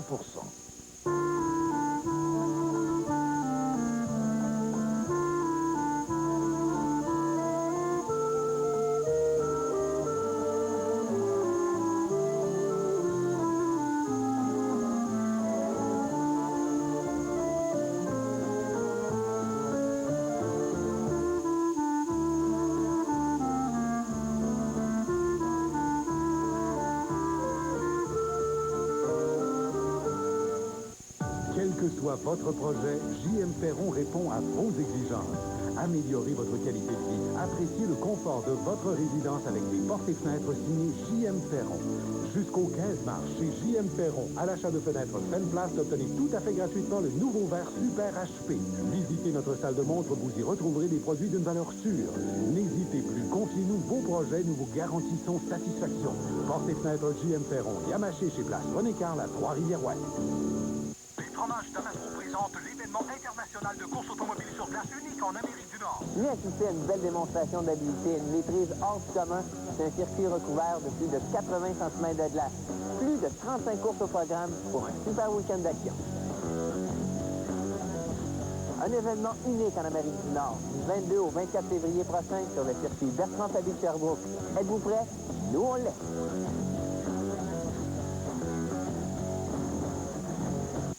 Dès 6 heures, vous écoutez Sean et les Machines. La journée commence bien, Nathalie. Oui, on a le beau soleil avec nous aujourd'hui. Parle-moi de ça.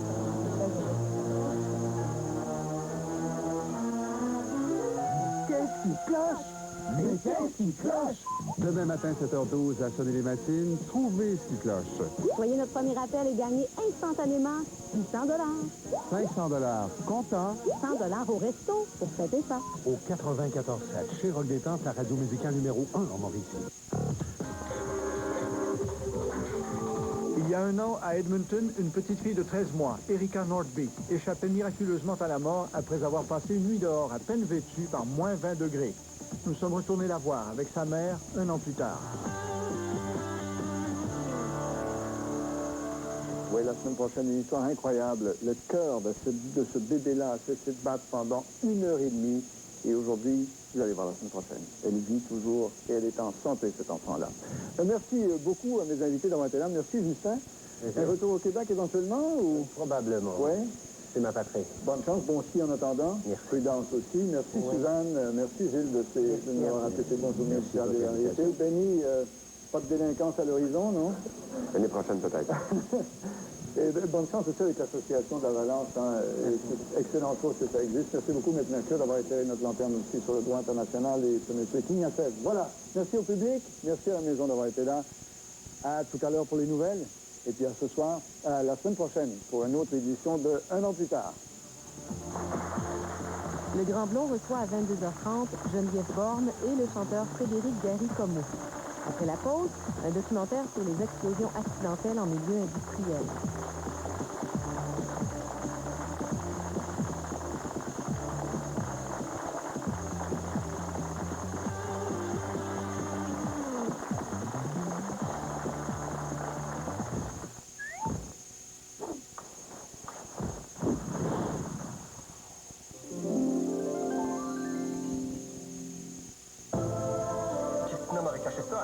C'est tombé sa tête. Hélène, agent d'immeuble, une fille qui n'en pas une toison dans son bureau. D'abord, Hélène est capable de prendre ses décisions toute seule. M'aurais-tu laissé pour elle? Les Poupées Russes, ce mercredi 20h à TVA. J'ai besoin de toi. J'ai besoin de ton pouvoir. Toute ma vie, je me suis rapprochée de lui. Je vous regarderai pas le laisser se sauver. Portier, la suite. Dès le 28 février à TVA. Pour le Saguenay-Lac-Saint-Jean, 15 cm pour le Bas-Saint-Laurent, des vents qui causent de la poudrerie également. Pour les autres secteurs, le ciel sans nuages le matin, la neige commencera en après-midi, ce sera très venteux. Et mercredi, partout, il y aura des précipitations, soit sous forme de pluie ou de neige. Ça reste frais et venteux. Au nord et à l'ouest, eh bien, demain, ce sera Malgré tout, très beau pour la baie James et Fermont et plus doux.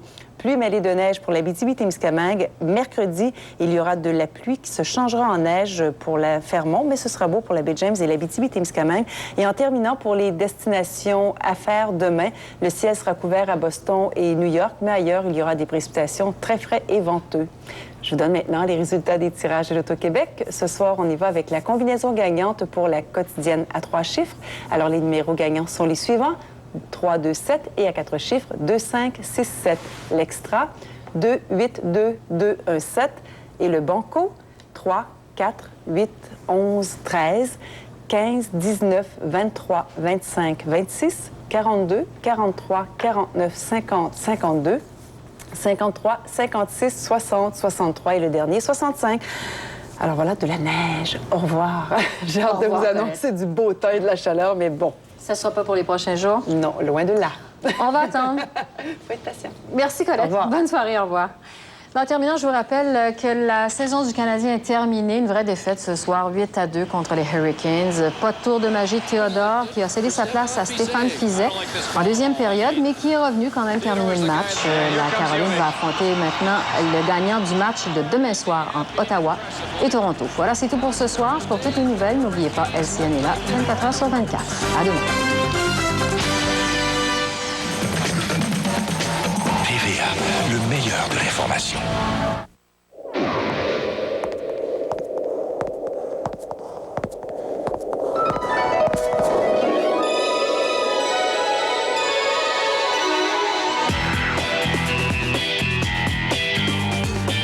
Ne cherchez pas le blond dans mes cheveux ternes.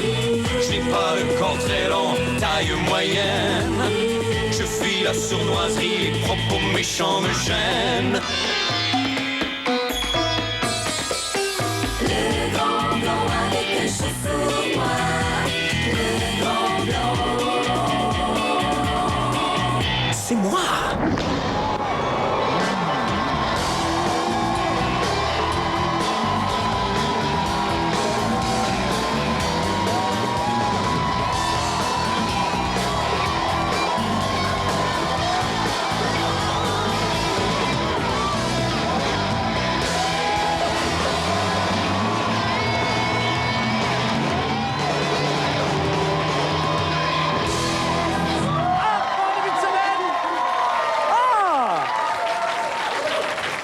Début de semaine, bienvenue au Grand Blanc avec un show sur Noix Mégo, bonsoir! Hello. Et messieurs, bonsoir! Hello. Et bon début de semaine à vous! Hey. Hey, qu'on a-tu un beau programme pour vous ce soir avec plein de beaux moments choisis, de beaux sketchs? Oui, des beaux sketchs! Des beaux invités et aussi des surprises! Qu'est-ce que c'est? Ah non, il n'y a pas de surprise! Ah non, c'est vrai, c'est tout du vieux stock!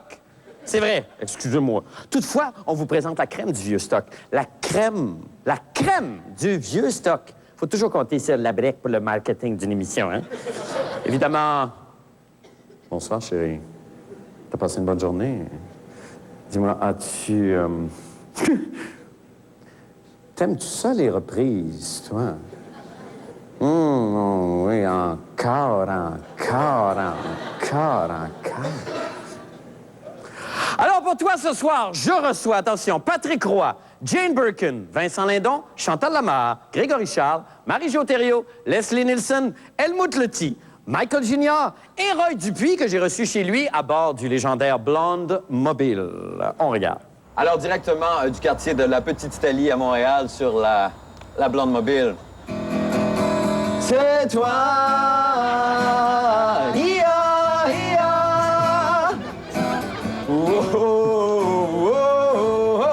la superstar de ma vie, c'est toi! Merci, Mégo. Roy Dupuis, bonsoir. Bonsoir. Merci beaucoup d'être là, Roy. OK. T'inaugures la Blonde Mobile. C'est la première fois. Oui, c'est la première fois. Ça me prenait quelqu'un quand même qui a de la classe et du charisme pour essayer de relever quand même le standing du décor. Puis ça prenait quelqu'un comme toi. On est très content. Je veux dire, ça en a de la classe. Ah oui, oui. Ça doit être bien normal pour un joueur comme toi, comme tous les joueurs qui ont été échangés. Quand ils reviennent à Montréal, ça doit être quand même assez émotif parce que vous êtes des grands sensibles, au fond. Oui, finalement, oui, je pense. Athlète, mais sensible. Oui, t'as raison à ce niveau-là, mais je pense que souvent, on s'écrase, on s'étouffe en voulant trop bien faire. Et puis, hier, j'ai essayé de prendre une approche complètement différente.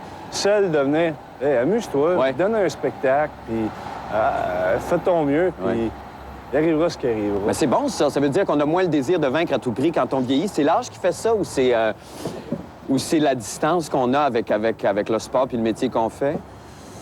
Je sais pas si on peut appeler ça de la maturité ou quoi que ce soit, disons que... mais je pense que c'est... le fait qu'on ait gagné l'année passée a apporté beaucoup à l'équipe. J'ai vécu des expériences extraordinaires avec un gars qui s'appelle Raymond Bas, qui m'a... il est parti! Oui, il est parti, mais il m'a laissé un héritage extraordinaire. Celle de l'approche du match. Comment prendre la game après une défaite, après des victoires. Comment pas toujours être personnel. Moi, je suis une personne qui est très exigeante envers moi-même, puis souvent, bien, on devient notre pire ennemi. Mais t'étais mauvais perdant. Oui, très. Assez... paraît que même au Monopoly, tu joues pour gagner. Il n'est pas question de... Ah oui, puis tu le prends personnel. Quand... Comme gardien de but, on a toujours le sentiment de pouvoir faire la différence, puis d'essayer d'aider l'équipe à gagner. Ouais. Alors, dans mon cas, à moi, disons que c'est comme ça que j'ai observé les choses, mais j'essaie de tranquillement m'améliorer à ce niveau-là. Bon, évidemment, on vieillit tous, hein, Roy? Oui. Tu vieillis, je vieillis. Tu vieillis très bien, je vieillis très bien aussi. Est-ce que l'idée de ne plus séduire un jour, quoique tu vas peut-être pouvoir être encore séduisant à 55 ans, 60 ans, regarde mes goûts, mais est-ce que tu vas quand même... Est-ce que ça te fait peur, l'idée de ne plus pouvoir séduire un jour? Ou comment... Est-ce que tu y penses des fois? Non. Tu penses pas à... Est-ce que tu... C'est quoi la séduction ultime pour toi? Qu'est-ce qui te séduit chez une femme? Chez une femme? Une il y a maquilleuse, toutes sortes d'affaires. Ça dépend de la femme, ça dépend des yeux, ça dépend de la peau, de l'éclairage aussi, des fois. OK. Donc, le soleil tombe sur elle. T'es très bucolique, hein?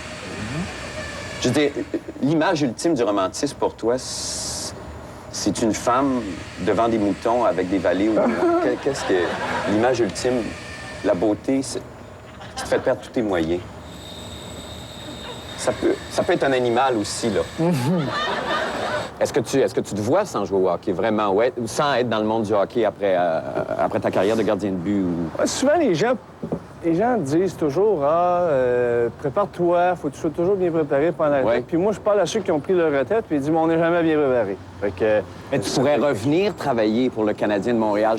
Tu pourrais aider cette équipe-là. Qu'est-ce qui manque à cette équipe-là? Comment ça se fait, là? Ça fait... Aide-nous, Patrick. Aide-nous à gagner. Comment ça se fait? Ça fait 2, 3 débuts de saison assez difficiles. Qu'est-ce qui manque? Moi, je pense que cette année, le Canadien a bien parti sa saison. Oui. Puis, mais il y a une compétition assez forte cette année dans la Ligue nationale. Une pariété extraordinaire où chaque match sont très difficiles à gagner. Ouais. Puis chaque équipe joue très bien. Tu restes attaché quand même, hein? Tu l'as là. Après avoir fait 4 ans et demi de séries télévisées à 16-18 heures par jour, 5 jours semaine, à un moment donné, t'es un peu tanné de te faire regarder, de te faire taponner, de te faire... d'être beau tout le temps. Mais t'es pas tanné d'être beau, Roy.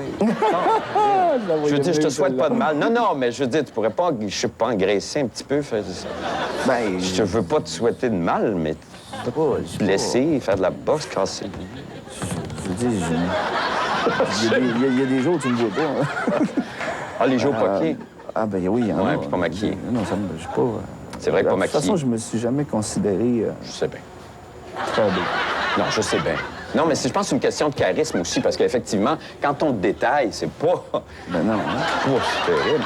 Mais le charisme, par exemple, ça, j'avoue, la présence, c'est quelque chose, hein. C'est toujours embêtant d'en parler comme ça. Ben écoute, c'est merveilleux. Alors, c'est un moment officiel. Maintenant, c'est la fin de l'entrevue. Alors, je sais pas si ça te tente de péter la ballonne. Après vous. Après vous, ben écoute, on est très contents, en tout cas. Puis je te remercie, puis je te souhaite bonne fin de tournage. OK.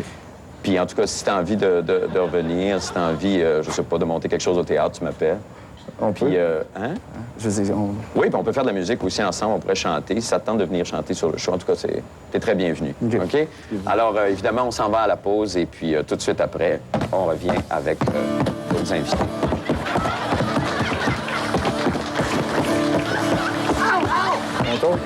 Tu veux-tu, monsieur? Oui? Ouais, vas-y.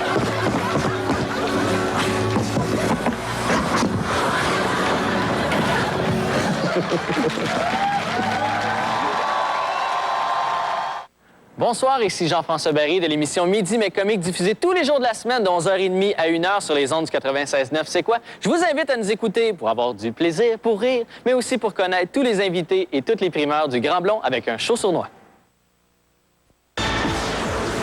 Les règles ont changé. Maintenant, il n'y a ni haut ni bas. Voici le nouveau Mark III Turbo. Un confort absolu, que vous vous rasiez vers le bas ou vers le haut. Muni de 3 nouvelles lames anti-friction et d'une nouvelle bande qui libère encore plus de lubrifiant. Même dans le sens opposé à la repousse, vous obtenez moins d'irritation et le rasage de plus près. Ça va mettre le monde du rasage sans dessus-dessous. Le tout nouveau et révolutionnaire Mark III Turbo de Gillette. La perfection au masculin. Du 13 au 20 mai, attrapez la folie de dollars. C'est facile.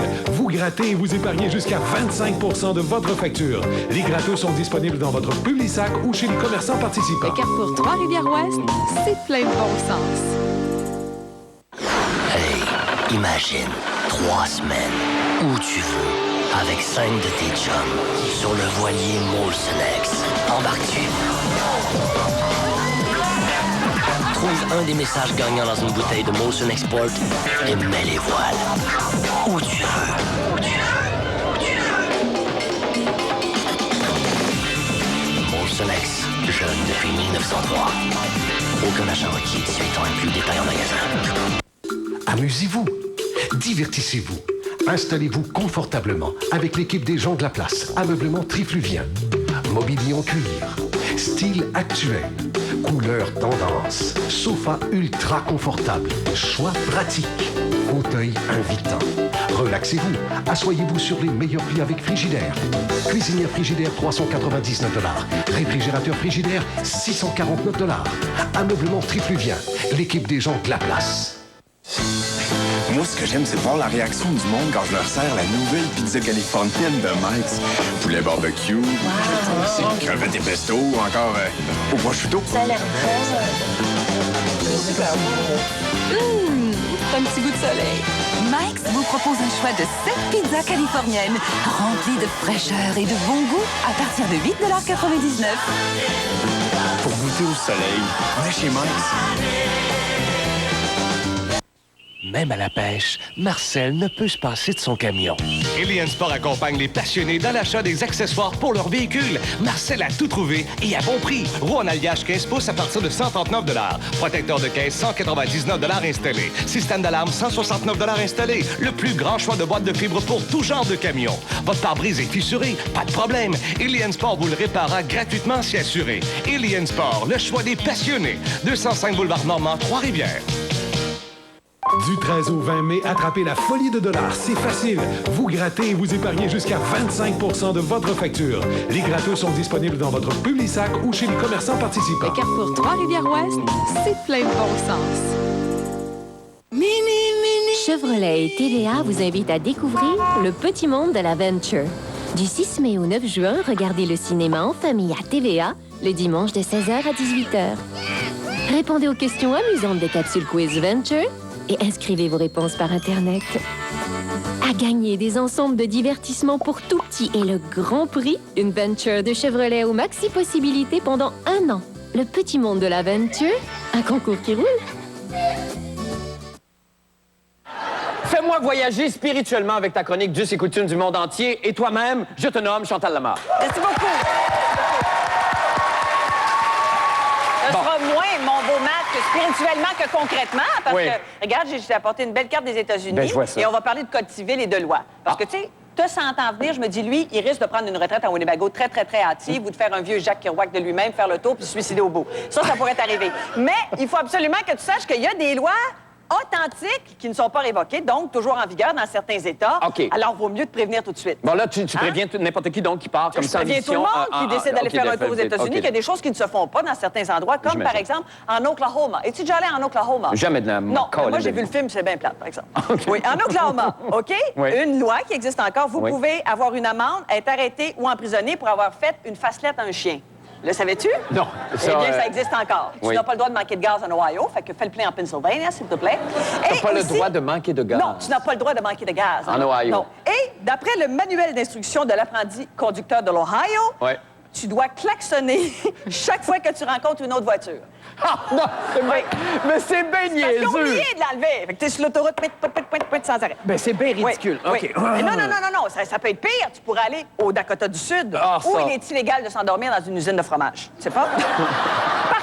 Par contre, si tu as un fusil, si jamais il y a plus que 5 Indiens sur ta propriété, tu as le droit de les tirer. Oh non, Compte jusqu'à ça 5. pas de bon sens. Oui, bien c'est pas bon pour la conduite automobile non plus, parce que si une femme conduit une voiture, il faut qu'il y ait un homme devant qui marche devant la voiture avec un drapeau rouge pour prévenir les piétons. Oui.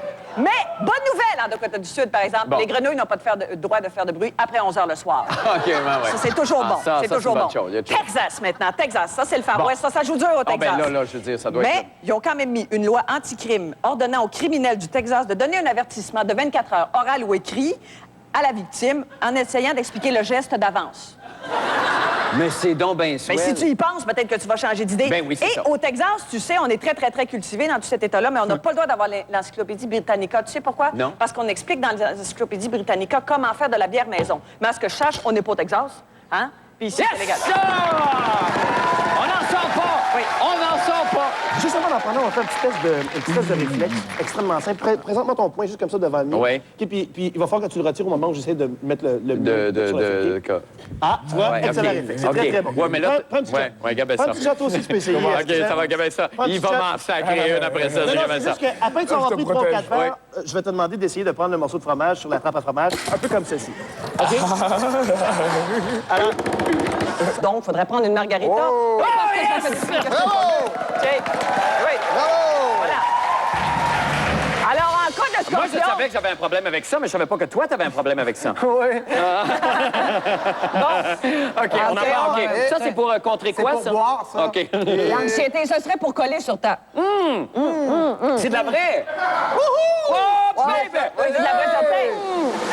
C'est parce c'est que donc là, bien le fun. je savais que ça t'allait devenir un igloo. Alors, je vais y aller. Alors, ça sera la dernière chose qu'on va essayer. Que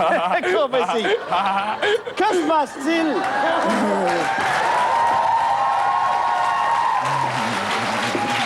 Que se passe-t-il, Bon, ouais. Marc, quand on prend de l'alcool? D'abord, qu'est-ce que c'est l'alcool? Ben, Souvenez-vous de l'alcool. la formule à l'école, en chimie, le fameux CH3, COH, là. Bon, ben, la formule d'alcool, l'alcool éthylique, c'est comme C à la N, CN, H, 2N plus 1 et du OH à la fin de C'est ta bien barre. sûr. Mais là, quand tu prends ça, là, ça rentre dans ton sang, ça s'en va dans ton cerveau. Ouais. Et tout le monde spécule que ça attaque les parties de ton cerveau, pas toutes en même temps.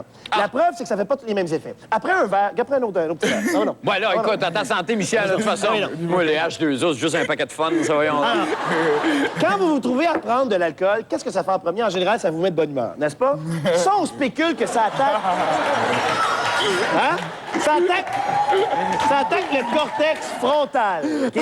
C'est ici que ça se passe. Et ça attaque aussi l'amygdale en même temps, parce que l'amygdale... Arrête ça! T'as pas juste Arrête ça, ici, pense-en l'amygdale. un autre, Michel, Ah ouais? juste pour la Oui, non. Non, mais tu peux continuer, Greg. L'amygdale se trouve à être le centre de l'espèce d'intelligence émotionnelle, de la mémoire émotionnelle. Donc, ça peut Oui. être de bonne humeur. Ou ça Ah, peut oui. te rendre extrêmement agressif aussi Ben en oui, même c'est temps. bien OK? sûr. Mais une chose Ouais. est sûre, ça affecte tes réflexes un tout petit peu. Ouais. C'est possible que tes réflexes déjà aient commencé à ralentir. On le fera pas tout de Ouf, suite. ça serait étonnant, C'est possible. ça. Pourquoi? Parce que ça attaque aussi cette partie-là, la partie le cervelet. Tiens, ma belle Dali, ça va être bon pour ta chronique tout à l'heure. Alors, le party se résumait en 3 choses comme ça.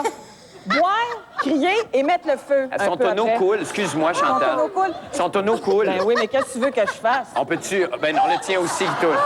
Ben regardez, c'est mieux de boire tout de suite pendant que... Comment ça? Oh oui. Hey, on a du fun, hein, Michel? Ah oui, non. Excuse-moi, 2 secondes. 2 secondes. Bon. Au fur et à mesure que t'en consommes...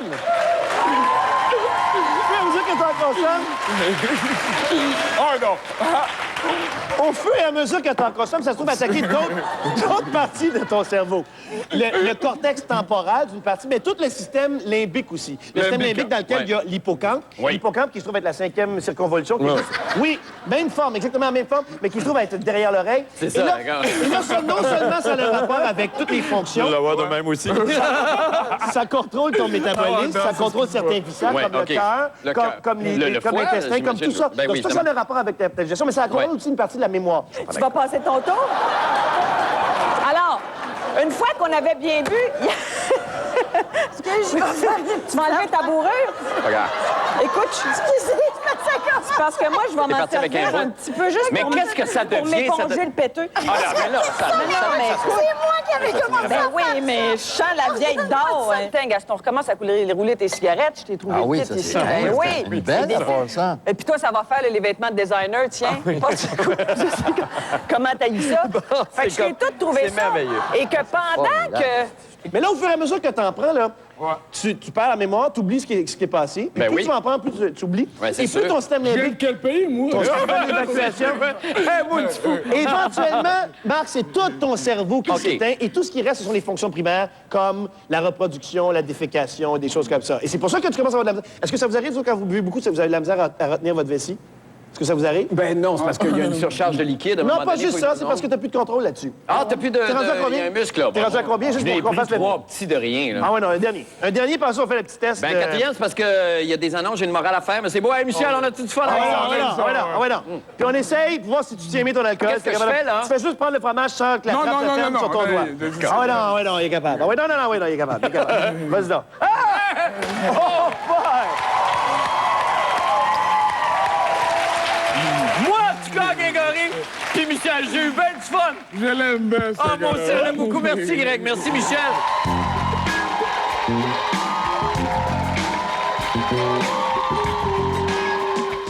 Restez bien assis à vos sièges. Le Grand Blanc avec un show sournois vous revient très vite après la pause.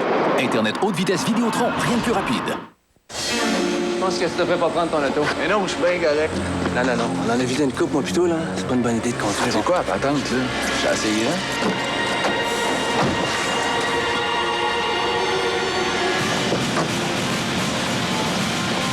Tu prends pour qui, toi? On se prend pour tes chums. C'est moi qui conduis ce soir.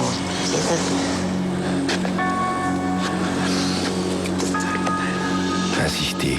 Empêchez vos amis de boire et conduire.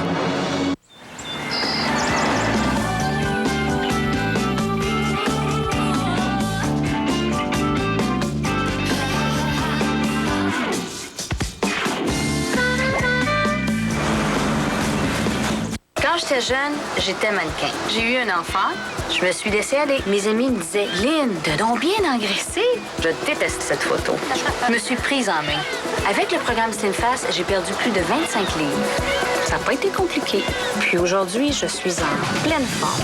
Simplement Slim Fast. 2 fois par jour, plus un repas santé et des collations. Slim Fast, c'est tout simple. Oui, le programme SlimFast, c'est tout simple et merveilleux. Le jardinage, c'est une question de passion. Tout le monde est fébrile au printemps, on a le goût de sortir, de planter des fleurs. Moi, j'ai mon jardinier privé. Pierre s'installe avec les enfants, puis je fais le contremaître. Moi, je creuse, puis elle remonte. Ça va là. Ça va là. Juste avec un doigt, ça va très bien. Papa, maman, les 3 petits, on s'en va chez Walmart. Il y a beaucoup de choix qui sont en bonne santé, les plantes. Quand les gens viennent ici, ils n'en reviennent pas. Ils disent « Wow, où t'as acheté ça? J'ai pris ça chez Walmart. » Oui, ils ont beaucoup de choses chez Walmart. Soyez différents.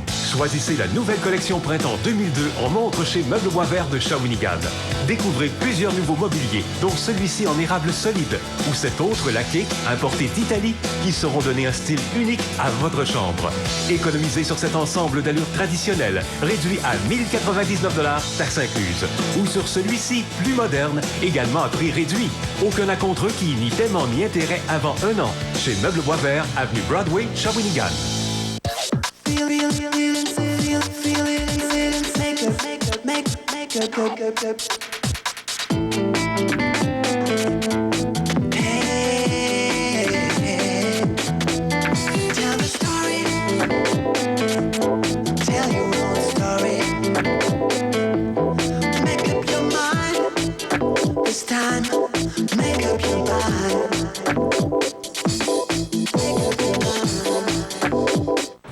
Évadez-vous pendant l'événement Escapade Soleil dans la salle à manger Saint-Hubert. Faites voyager vos papilles avec de délicieuses salades pleines de fraîcheur, de savoureux fajitas et tout un choix d'entrées et de desserts qui sentent bon l'été. Il était une fois une fille pauvre et sans famille. Un grand méchant loup. Un accident magique qui transforme son identité. Madame Winterbourne. Quoi? Un cocher. Mon Dieu! Une bonne fée. Mon petit-fils. et un prince charmant. Est-ce que maman ira en prison à cause de sa coquille? Voici la Cendrillon des années 2000. Comment tu la trouves, Patricia? Un conte de fées pour adultes. Madame Winterbourne, ce mercredi 20h à TVA.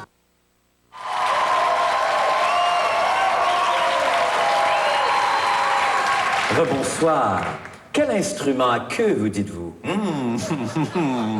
C'est un Yamaha, vous répondrai-je. Sur les touches duquel sont posés les doigts d'une créatrice, de chansons vraiment uniques et brillantes, que je surnomme, moi, la Meg Ryan de Moncton. Mademoiselle Marie-Jo Thériault, bonsoir. Alors, de son disque La Maline, elle nous interprète Another Love Song About Paris. Marie-Jo Thériault.